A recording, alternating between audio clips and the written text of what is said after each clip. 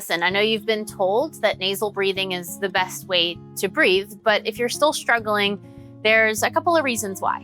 One, processed food is going to change the breath rate. And so if you're eating high amounts of sugar and processed food, your breath rate increases, making it a little bit hard to slow your breath down and take it in through the nose.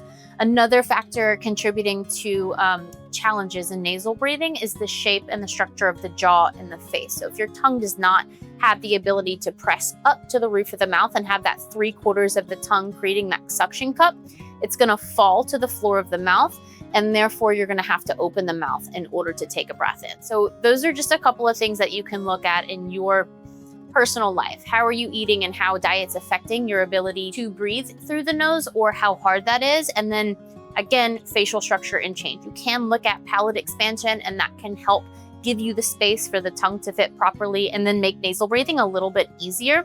Search for your local biological dentist, and they should be able to help you with that. For those of you who struggle with nasal breathing because of chemosensitivity, meaning you do not have the ability to tolerate higher amounts of CO2, this exercise is for you. This is going to help you unblock your nose. It's going to be a little bit uncomfortable. We're going to introduce what we call air hunger.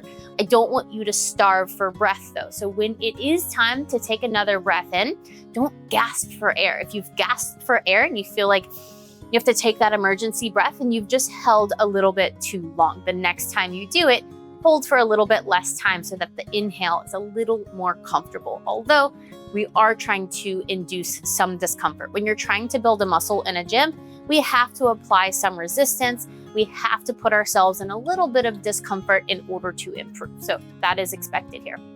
To unblock the nose, you want to make sure that you have, for a couple of minutes, breathe slow, low, and light. Meaning I don't want a bunch of big hyperventilating breaths where you're taking a lot of oxygen into the lungs. Slow, light breathing, 2 to 3 minutes. And then you're gonna inhale, exhale everything out of your lungs, and hold your nose closed. And you're gonna either walk or jog in place with the nose closed the entire time.